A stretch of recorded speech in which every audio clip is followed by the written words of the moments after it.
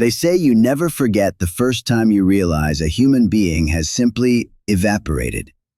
It's not like the movies. There's no dramatic musical sting, no sudden realization. It's a slow, sickening crawl of silence that starts in a bedroom where the bed is half made and ends in the pit of your stomach when you realize the coffee in her mug is still lukewarm, but she's gone. Her name is Elena, or it was. I have to keep reminding myself to use the present tense because the second you switch to the past, you've already given up on her. I'm sitting in my car right now, the engine idling, watching the rain smear the neon lights of a gas station into long, bleeding streaks on my windshield. And all I can think about is the fact that somewhere out there, in a basement, a crawl space, or a van, she is breathing the same air I am, but she's breathing it in terror. The call came in at 3:14 a.m. A neighbor heard a door slam, not a violent one, just a firm, deliberate click. That's what haunts me. It wasn't a struggle. It was a kidnapping conducted with the precision of a surgical strike. When I walked into her apartment, the air felt thin. There were no signs of forced entry, no shattered glass, just a single earring lying on the hardwood floor, a small silver hoop that looked so lonely it made my throat ache. You look at that earring and you don't see jewelry. You see a struggle that lasted 3 seconds. 3 seconds is all it takes for your entire life to be rewritten by a stranger. We found the tire tracks 2 blocks away. Narrow gauge, worn treads, likely an older model sedan. Common, invisible. He chose her because she was predictable, because she walked the same route from the library every night, and because he is the kind of man who studies the gaps in the world. He doesn't live in the shadows. He lives in the plain sight we're all too busy to notice. I've been on the force for 12 years, and I've learned that the monster isn't a guy with a scar or a twitch. The monster is the guy who pays his taxes, mows his lawn, and remembers to check his oil. That's who we're looking for. A man who is disciplined enough to leave nothing behind but a void. My partner Miller is back at the station running plates, but we both know it's a needle in 1,000 haystacks. The radio crackles every few minutes. Static, codes, mundane reports of domestic disputes and noise complaints. And every time it chirps, my heart jumps into my mouth, hoping for the break. The one witness who saw a face, a partial tag, anything. But there's nothing. Just the rain. I keep looking at her photo on my dashboard. She has this slight squint in her left eye when she smiles, a detail her mother pointed out while she was sobbing into a handful of tissues at the precinct. That squint is what I'm fighting for. I drove the route he must have taken. I've driven it 6 times tonight. I'm trying to think like him. If I have a girl in the trunk or drugged in the passenger seat, where do I go? I don't go to the highway. Too many cameras, too much exposure. I stay on the secondary roads, the ones where the streetlights are burnt out and the industrial parks are empty shells of rusted steel and broken windows. I find myself pulled toward the outskirts, where the city starts to fray at the edges, where the woods begin to swallow the asphalt. It's pitch black out here. Every set of headlights that passes me makes me grip the steering wheel until my knuckles turn white. Is he in that truck? Is she under that tarp? The paranoia starts to set in after hour 5. You start seeing him everywhere. You see him in the shadow of a tree, in the reflection of a diner window, in the way a man leans against his car at a red light. The forensics team found a fingerprint on the window frame of her kitchen, but it's a smudge, a partial. It's a tease. It's him laughing at us. He touched the glass just to see if she was home, or maybe he touched it as he was leaving, a final mark of ownership. I can almost feel his presence in the room when I go back there in my mind. He's meticulous. He didn't just take her. He stole the safety of the entire neighborhood. Now, every door is double locked. Every father is sitting up with a shotgun. But it's too late for Elena. The clock is the enemy now. Statistics tell us that if we don't find her in the first 24 hours, we aren't looking for a girl anymore. We're looking for a recovery. I refuse to accept that. I can feel him. He's out there, somewhere in this sprawling, dark labyrinth of a county, watching the news, maybe even watching me. He wants to see the panic. He feeds on the fact that he has something the world wants back, and he's the only one who knows where it is. I pulled over by an old warehouse near the docks about 20 minutes ago.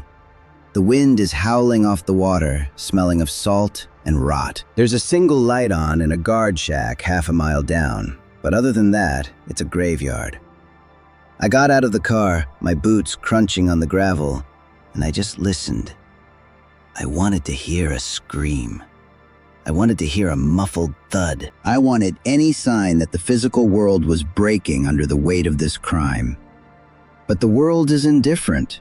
The waves keep hitting the pilings, the rain keeps falling, and the silence just gets heavier. I found a candy wrapper near a dumpster, a brand she liked according to her sister. My heart stopped. I bagged it, hands shaking, but deep down, I know it's probably just trash. That's the torture of this job. Everything is a clue, and nothing is a clue. You're drowning in possibilities while the reality is likely much simpler and much more horrific than you want to imagine. He's not a genius. I have to keep telling myself that. He's just a man with a plan and a head start. But the head start is everything. Every minute I spend breathing, she's losing air. Every time I blink, she's seeing something she can never unsee. I went back to the precinct to check the digital footprint. We're tracking her phone, but he was smart. He turned it off the second he grabbed her, or he tossed it into a moving truck. The last ping was near the interstate on-ramp, but that was hours ago. It's a dead end. Another one. My captain told me to go home, get some sleep, and come back at dawn. Sleep?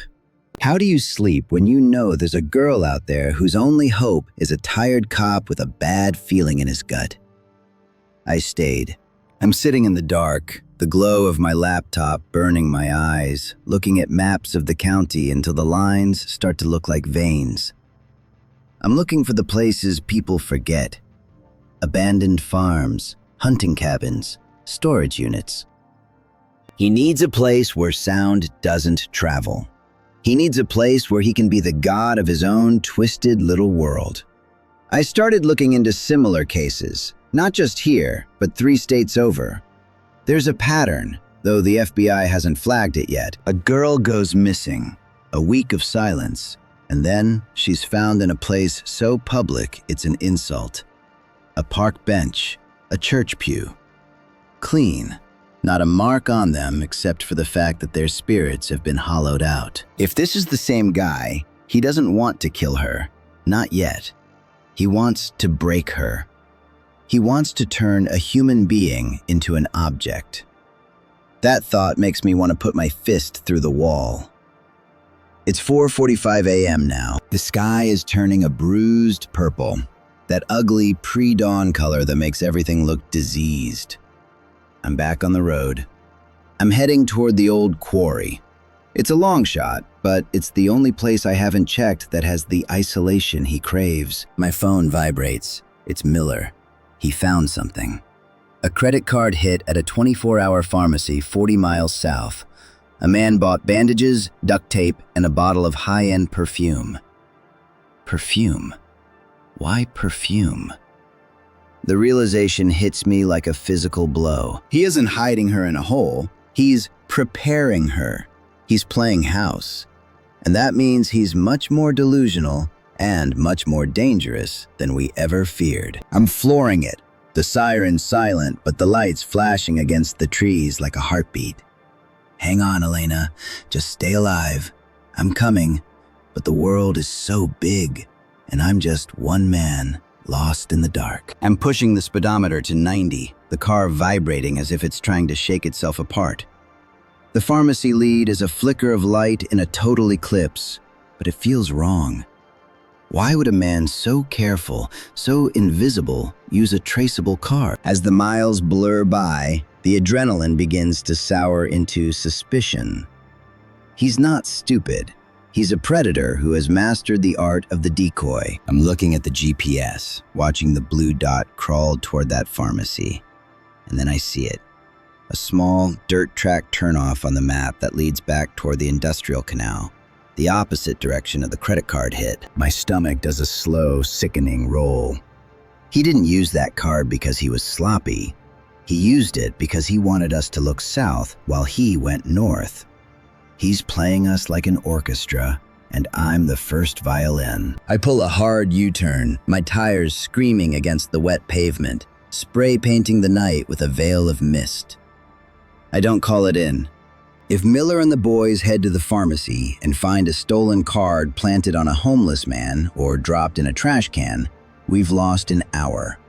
An hour is an eternity in a box. The Canal District is a graveyard of the American dream.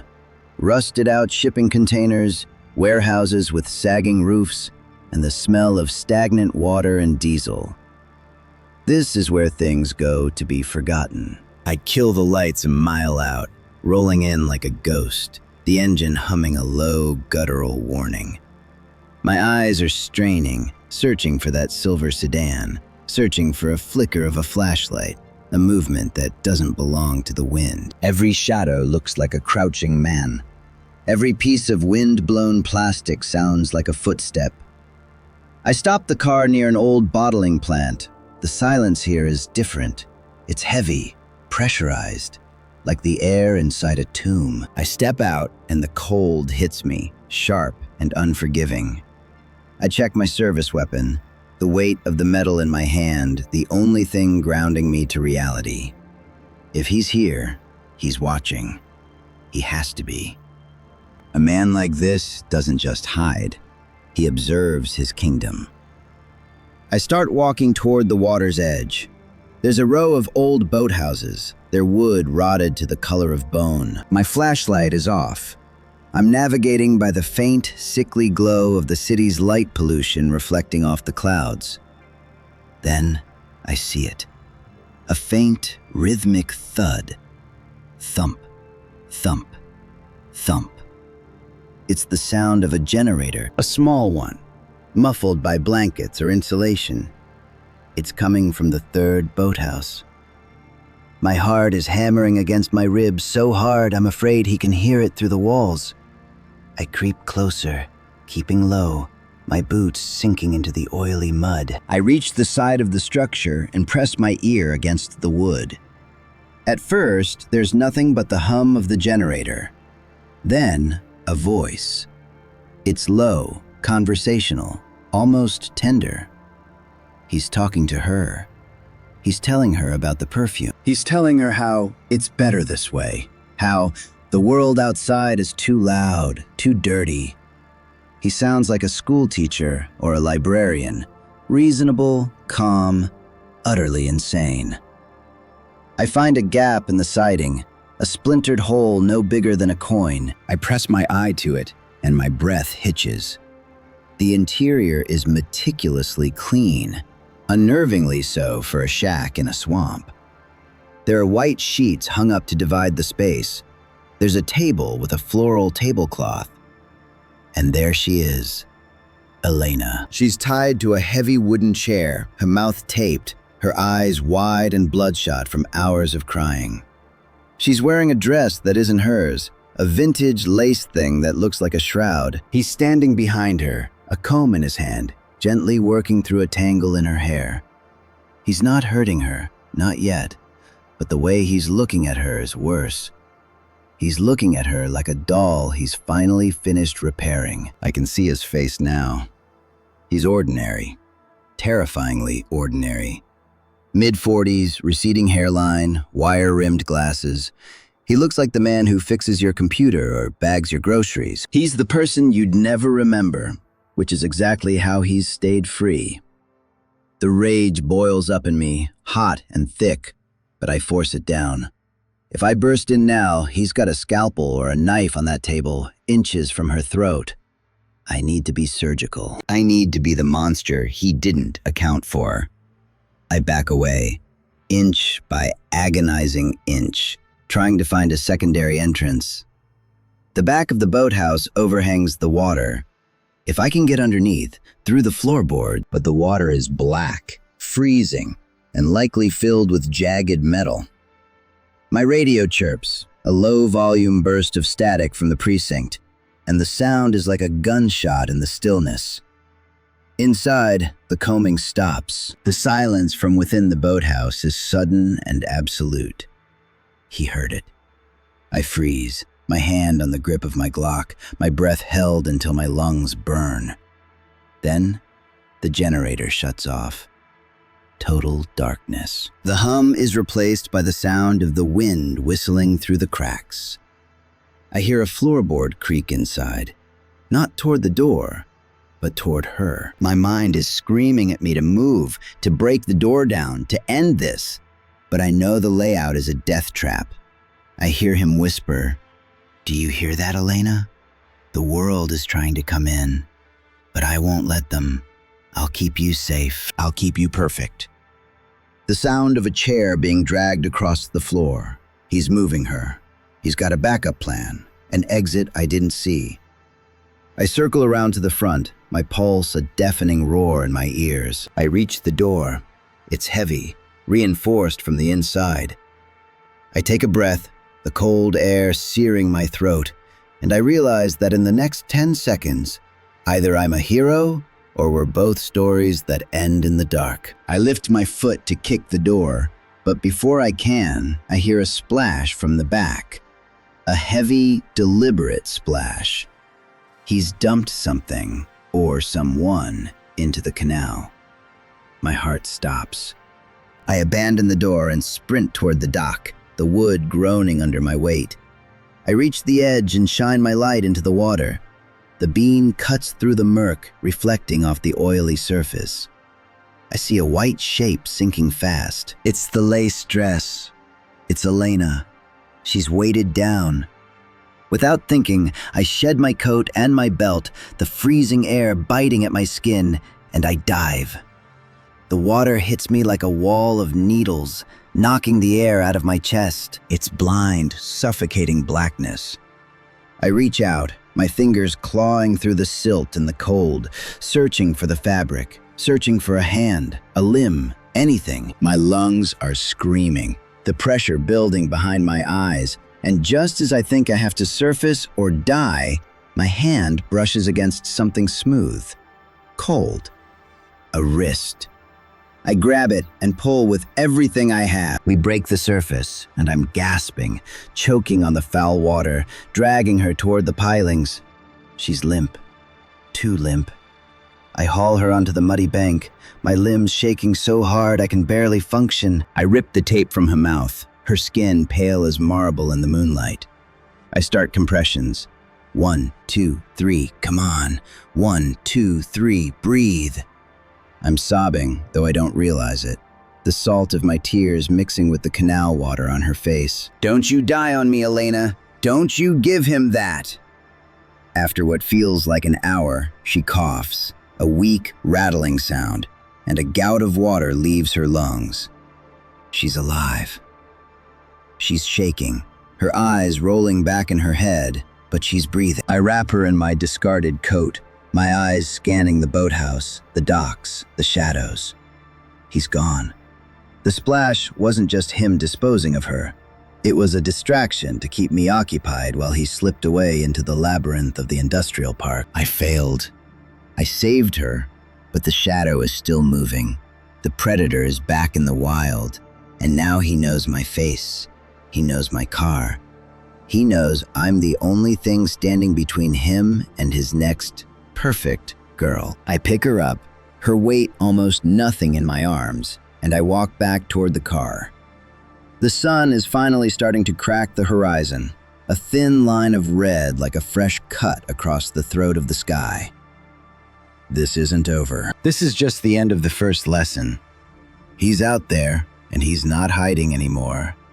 He's hunting me. 3 days. 3 days without closing my eyes for more than 15 minutes at a stretch, sitting in a kitchen chair with my service weapon resting on my lap like a lead weight. Elena is in the hospital. submerged in a medically induced coma that feels more like a mercy than a treatment. The doctors say she's physically stable, but her mind is a locked room, and he's the only one who had the key. I'm a ghost now. The captain took my badge, told me I was emotionally compromised, told me I needed to check into a clinic and dry out from the exhaustion. But they don't see what I see. He didn't just escape that night. He left me a receipt. In the pocket of my coat, the one I wrapped around Elena's shivering, broken body, I found a small, vintage pearl button. It wasn't an accident. It was an invitation. I went back to that rotting industrial district alone. No backup, no sirens, no radio chatter. The city was suffocating under a blanket of gray smog as I followed a trail no one else could see. I spent the last 48 hours digging into property records from the 1980s, looking for the gaps where the law doesn't reach. I found it.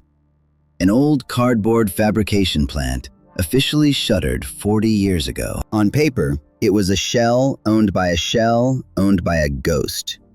But when I pulled up to the perimeter, I saw the one thing that didn't belong. A brand new, heavy-duty padlock on the side gate. Too clean for this graveyard. Too deliberate. I entered through a rusted ventilation shaft, the jagged metal tearing at my skin, but I didn't feel it. Inside, the air didn't smell like dust or stagnant water. It smelled like bleach and flowers.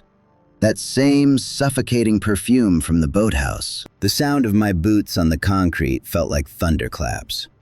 I moved through the blackness, feeling my way along the sweating walls until I saw a sliver of light beneath a heavy steel door at the end of a corridor. I didn't kick it in. I didn't scream police. I just turned the handle. It was unlocked. He was waiting. The room inside was a nightmare of domestic perfection, a meticulous recreation of a 1950s living room built inside a concrete tomb. Patterned wallpaper, a vacuum tube television hissing with white noise, and a mahogany table set for two. He was sitting at the head of the table, his wire-rimmed glasses catching the dim light, his shirt pressed and white as a bone. Opposite him stood an empty chair. For me. "You're late for dinner, detective," he said, his voice so casual, so neighborly that the hair on my arms stood up.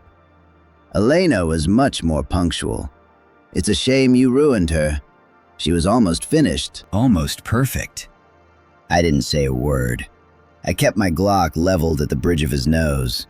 My finger was trembling against the trigger, and every cell in my body wanted to pull it. I wanted to erase that smug, calm mask. I wanted to end the silence. But I saw his hands. They were resting on the table, relaxed, open. A man with a gun in his face shouldn't be that still. "Where are the others?" I rasped. My voice sounded like it had been dragged over broken glass. "I know about the cases in Ohio. The ones in the parks. Where did they stay before you dumped them?" He laughed, a dry, paper-thin sound that made the room feel even colder.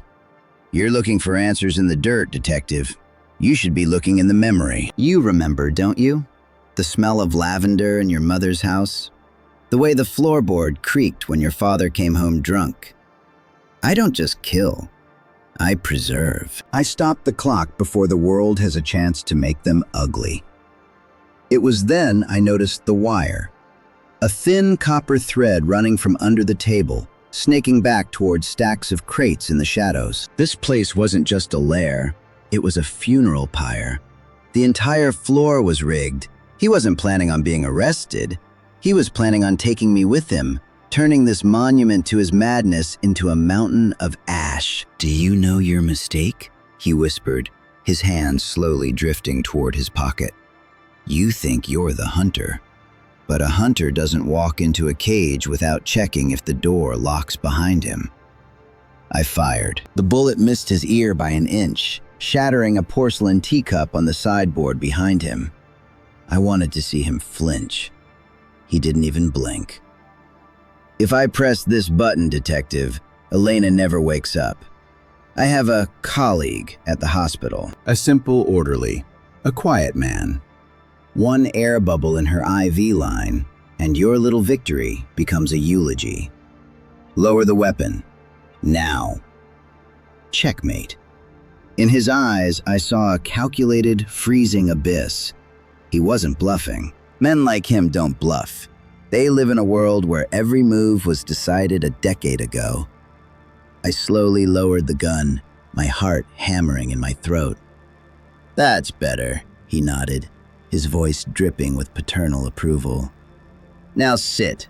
We're going to discuss what you'll write in your report. You'll say you found me, and I died resisting arrest. I walk out the back, and Elena gets to live. A fair trade for your pride, wouldn't you say?" I sat. The chair felt like ice. I looked at him and realized that if I let him walk, a month from now, a year from now, in a different city, another girl would vanish. Another silver button would end up in the pocket of another broken cop. But if I killed him, Elena was a dead woman. My choice was between one life I had already bled for and the dozens of lives I hadn't met yet. And then I saw it. A tiny red glint in the reflection of his glasses. It wasn't from my gun. Behind him, in a window that had been painted black, there was a tiny chip in the paint. A sniper's mark. Miller. He hadn't listened. He had tracked my phone even though I thought I'd scrubbed the GPS. He was out there, in the rain, waiting for the green light. I had to keep him talking. I had to keep him from looking at the glass. "Tell me about the first one," I said, leaning forward, putting my hands on the table where he could see them. "The girl in '98, in Ohio. How did you preserve her?" He took the bait. His eyes lit up with a fanatical glow, and he began to describe the horrors with the passion of a poet. He talked about the chemicals, the posing, the way he watched the life leave their eyes so he could capture the exact moment of purity. I listened, feeling a wave of nausea so thick I thought I'd vomit. But I waited. I watched that red dot crawl slowly across the back of his skull. "She was like a porcelain doll," he whispered, his voice hushed with reverence. And in that second, the world exploded. The glass shattered inward, his head snapped forward, his glasses flying into the wall, and he slumped onto the table, face first into the very plate he had set for me. Blood began to bloom across the white lace tablecloth, mixing with the spilled tea in a dark, spreading stain. His hand lurched in his pocket, his finger reflexively hitting the button, but nothing happened. I scrambled up, grabbing my radio. "Miller! Strike team to the hospital. Now! Code red. Intercept anyone leaving room 402. Do it now!" I stood over his body, my breath coming in ragged gasps. The shot had been perfect. He was dead before his brain could process the failure of his perfect world. I walked over to the crates he had pointed to. I ripped one open. There were no explosives. There were dolls. Hundreds of antique, mutilated dolls with the faces of missing women taped to them. He had been bluffing about the bomb until his last breath. He was playing with my soul because it was the only game he had left. 10 minutes later, the building was swarming with SWAT. Miller walked in, his face pale, his rifle still slung over his shoulder. "We got him at the hospital," he said, staring at the floor. He was standing over her with a syringe. "Your call came through with seconds to spare." I walked out of the plant and into the first light of dawn. The rain had finally stopped. The city was waking up. People were heading to work, completely unaware that the world had become slightly less monstrous while they slept. I sat on the hood of my car and lit a cigarette, the first one in 5 years. My hands finally stopped shaking. But when I looked at my palms, I saw the faint residue of that bleach. The smell of those flowers was still stuck in my sinuses. I saved Elena. I killed the monster. But when I close my eyes, I still see that empty room, and hear him whispering that the world is too dirty. And the most terrifying thing, the thing that's going to haunt me until I'm in a pine box myself, is that standing there in the cold, looking at the gray, indifferent city, for one split second, I thought he was right. I flicked the cigarette into the gutter and drove toward the hospital. I needed to see her eyes. I needed to see something alive that didn't belong to his collection. But I knew this case would never be closed. It would stay with me, like a bullet lodged against the spine. Every morning, I'll check the locks. Every night, I'll listen to the silence. Because now I know the truth. Monsters don't hide in the woods. They sit across from you and offer you tea.